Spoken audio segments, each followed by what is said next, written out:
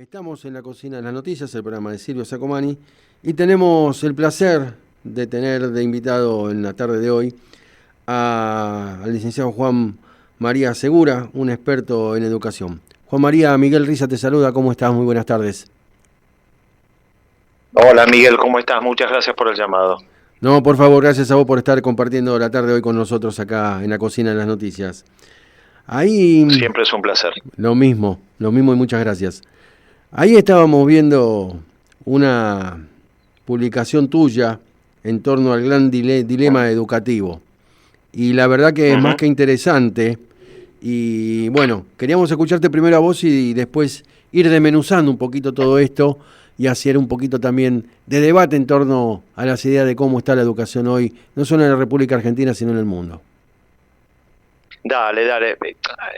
La primera reflexión que tengo para hacer es que la información que yo vuelco en esa reflexión que vos has podido leer y que publicamos, toma como base un informe que publicó el Foro Económico Mundial en enero, en donde cada 2 años hace una encuesta bastante exhaustiva y de alcance global, en donde le pregunta a los empleadores de distintas industrias y de distintos países del mundo cuál es el estatus de las demandas laborales que tienen y cuál es el desafío que tienen sus organizaciones actualmente y para los próximos 5 años.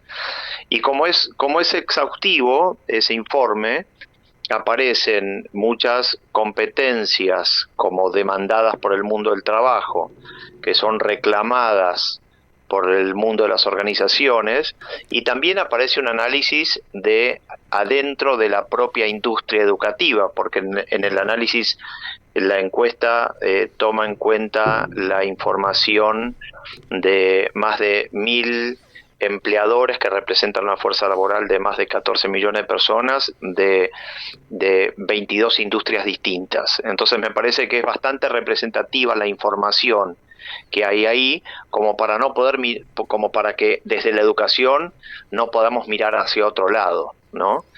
Y la verdad que es un informe amplio.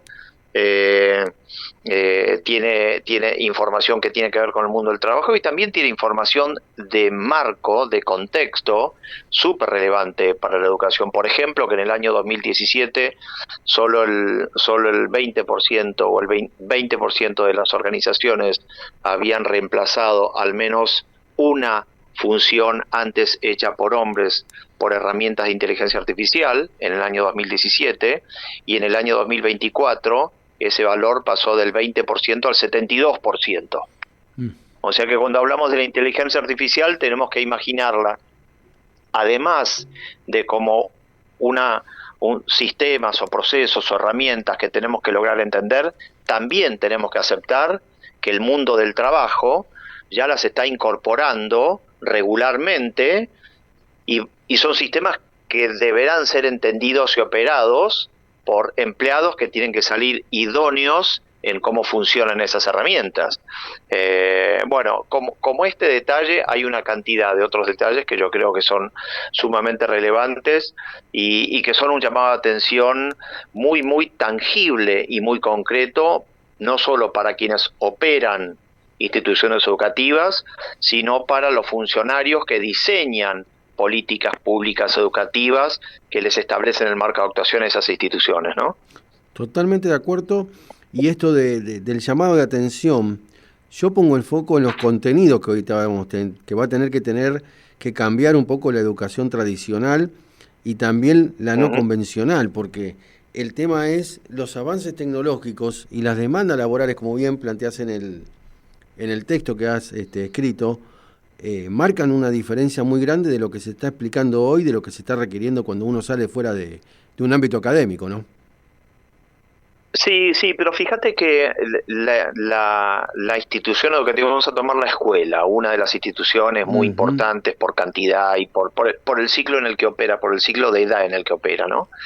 La escuela se consensúa y se convierte en sistema en un momento en donde hacerse de la información y hacerse experto en partes de esa información era una tarea muy, muy trabajosa. que es la época, que es la era pre-internet. Hacerse de información sobre geografía, historia, arte o cualquier campo de conocimiento era una tarea trabajosa y convertirse en una persona experta en condiciones de transferirla también era una tarea que demoraba muchísimo tiempo. Y la escuela realizaba una tarea muy eficaz en ese sentido, porque permitía de una manera bastante estandarizada poner a personas que no tenían ese conocimiento frente a aquellos que sí habían transitado ese proceso de adquisición para que opere la transferencia y idealmente el aprendizaje pretendido. A partir de Internet todo ese conocimiento está disponible en la red. Uh-huh. Si vos hoy querés saber algo del campo de enseñanza que sea, vos esa información la tenés disponible en algún tutorial gratuito en YouTube, TikTok, Instagram o en la plataforma que sea, totalmente gratuito, en el idioma que sea, y en un formato en donde vos podés verlo en el horario que quieras y podés volver a revisarlo tantas veces como quieras sin que eso tenga ningún costo ni económico ni de esfuerzo otro que no sea simplemente aprenderlo o entenderlo. Sí, ¿no? Bueno, todo eso se modifica. Entonces, una de las discusiones que hay que proponerle al sistema educativo es: ¿el sistema se tiene que seguir ocupando de cajones de enseñanza? Cuando los cajones de enseñanza hoy están disponibles en cualquier otro lugar que no sea la escuela en un formato mucho más ameno, acompañado por soporte multimedial y eventualmente por música y por una producción que lo hace mucho más atractivo y fácil de ser incorporado, o tiene que ocuparse de otra tarea. Si la pregunta es sí, tiene que ocuparse de otra tarea, entonces la otra pregunta es, bueno, ¿cuál es esa tarea? ¿Por qué tiene que seguir habiendo escuela? ¿Por qué tiene que seguir habiendo docentes? Tal cual. ¿No? Y también aparece en ese informe del Foro Económico Mundial que hacia 2030 una de las actividades que mayor riesgo tiene de ser reemplazada por sistemas de inteligencia artificial generativa son las matemáticas, la lectoescritura la lectura, la escritura y las matemáticas. Uh-huh. Sí, Entonces decís,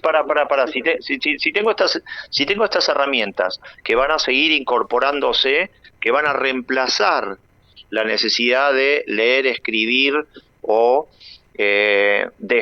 realizar operaciones matemáticas con un nivel simple o complejo, cualquiera sea la naturaleza. Entonces, ¿a qué se va a dedicar la escuela que tradicionalmente intentó crear alfabetización específicamente en esos tres campos? Uh-huh. Sí, lo que por ahí habría entonces, que ver... sí, efectivamente. No, termina con la idea. Sí, dale, decime. No, termina con la idea. No, entonces hay que volver a entender que sí es útil que haya una persona física que todos los días esté metida en el centro de ese proceso llamado escolaridad. Vamos a llamarla escolaridad, por no llamarla escuela, porque la escuela uno lo asocia con ladrillos, ¿no? Y la escolaridad es un proceso dinámico que hasta eventualmente se puede pensar más allá de los ladrillos. Si el docente tiene que seguir estando en el medio de ese proceso de escolaridad, bueno, ¿cuál es el rol que tiene que tener? Y bueno, ahí tenemos que discutirlo, y eventualmente, si acordamos que ese rol es otro, hay que reentrenar en la Argentina a 1,5 millones de docentes. Sí, tal cual. Yo creo que el punto acá de quiebre es en torno a la escolaridad, como bien vos decís, o la escuela como institución. Si bien la forma de llegar al alumno, a los chicos, como decía vos, a través de la inteligencia artificial o cualquier plataforma para aprender a leer, escribir o hacer operaciones matemáticas, lo que estaría viendo es que había un corte en la socialización del individuo, ¿no? Es como que no logra esa parte, digamos, de las cuestiones humanas que hacen a vincularse con otro. Me explico, el contacto físico, un abrazo, compartir una charla, compartir un juego en un recreo, una pelota o un café con leche en la mañana. Sí, lo que vos decís si asumimos dos hipótesis. Número uno, que la escuela como un lugar de reunión física ya no debe existir, cosa que podemos discutirlo, por ahí tiene que existir como un lugar de encuentro, pero para organizarse de otra manera. Pero supongamos que no tiene que existir más, hipótesis 1. Sí. Y hipótesis 2, sí, solo sí, era la única institución, o es actualmente la única institución en donde los chicos desarrollan esa capacidad de sociabilización. Y son dos hipótesis muy fuertes, porque nadie está presuponiendo que la escuela no deba existir, o por lo menos yo no lo estoy presuponiendo. El informe del Foro Económico Mundial tampoco lo está suponiendo, y tampoco yo creo, no lo digo en el texto y tampoco lo dice el informe del foro, tampoco yo creo que la escuela sea el único lugar de sociabilización. Creo que hay muchos espacios públicos, los clubes, la plaza pública, el propio vecindario, sí. un lugar desde donde hoy la escuela, entre comillas, arranca al chico y lo obliga a sociabilizar en otro contexto, creado para que aprendan y que además sociabilicen. ¿Por qué no podría sociabilizar con naturalidad un chico en su propio barrio? Y ustedes me dirán, bueno, porque ahí no hay nadie que lo eduque en cómo sociabilizar. Bueno, en algún momento las escuelas no existían y la gente igual socializaba. Y el vecindario era un tejido social fuerte, en donde las personas se conocían y los chicos jugaban al fútbol en la plaza de la esquina, y hacían actividades sin que hubiese escuela, y la escuela, a pesar de eso, creaba los chicos, a pesar de eso, creaban lazos sociales. ¿Por qué? Porque en el fondo nuestra especie es una especie que busca crear vínculos sociales con otros. Sí. Entonces yo no creo que desafiar a la escuela que se repiense sea poner en riesgo el valor de la experiencia de sociabilización que una escuela ofrece. Yo lo que sí creo es que la escuela organizada de esta manera, en base a toda la información que vemos, a la época que estamos viviendo, y aparte de las cosas que digo en la nota que escribí, yo lo que creo es que la escuela organizada de esta manera es una institución disfuncional para su propósito central, que es transferir conocimiento. El propósito central de la escuela, el principal de todos, es que los chicos aprendan algo definido por la currícula escolar a través de determinado proceso de organización, que son los grados, los años, los cursos, las materias, los exámenes, etcétera, etcétera. Esa organización, en base a la tecnología y a la inteligencia artificial y a las redes sociales y a la conectividad y a los teléfonos celulares inteligentes, en base a todo eso, esa organización se presenta como, a juicio mío, como disfuncional.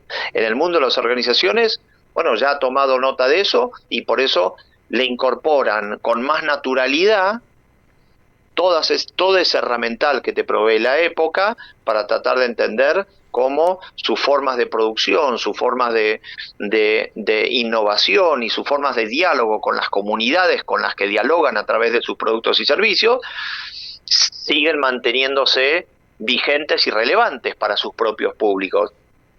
La escuela debe mantenerse vigente y relevante para sus propios públicos y no debe sentirse como un peso o una actividad disfuncional que, bueno, toca durante unos años y cuando se termina, finalmente qué bueno que se terminó.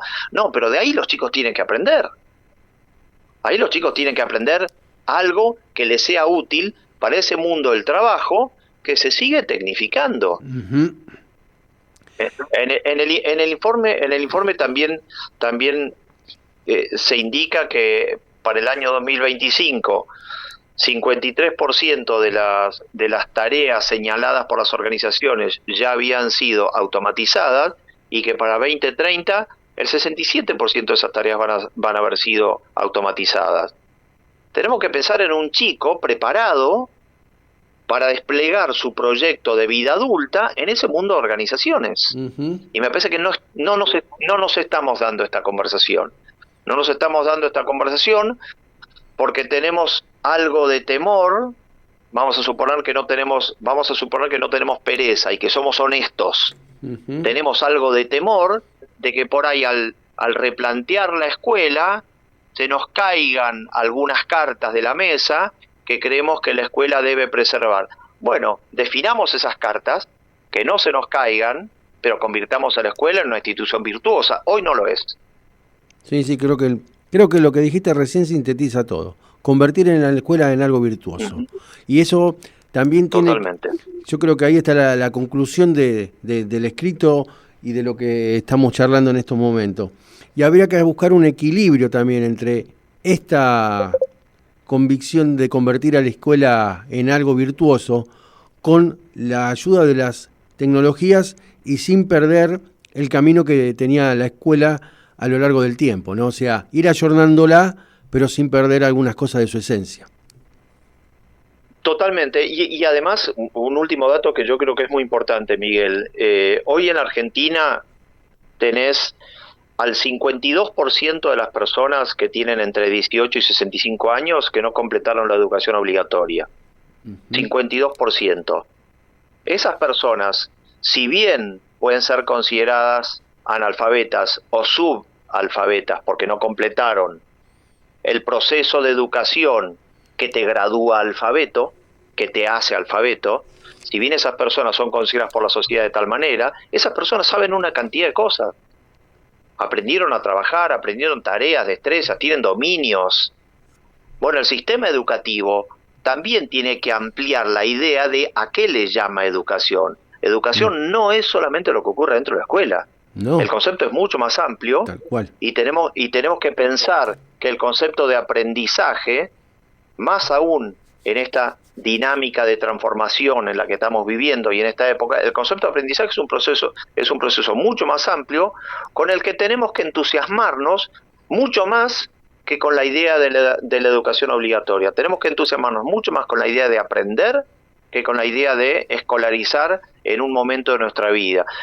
Yo creo que si logramos hacer ese clic, vamos a darnos cuenta que tenemos para discutir no solo cómo renovamos o revitalizamos lo que podría ser una institución educativa escuela, sino cómo pensamos otros procesos y otras instituciones para otra etapa de la vida, en donde podamos dar asistencia a una cantidad enorme de personas, hoy en Argentina 12 millones de personas, que no han tenido la posibilidad de completar su educación obligatoria.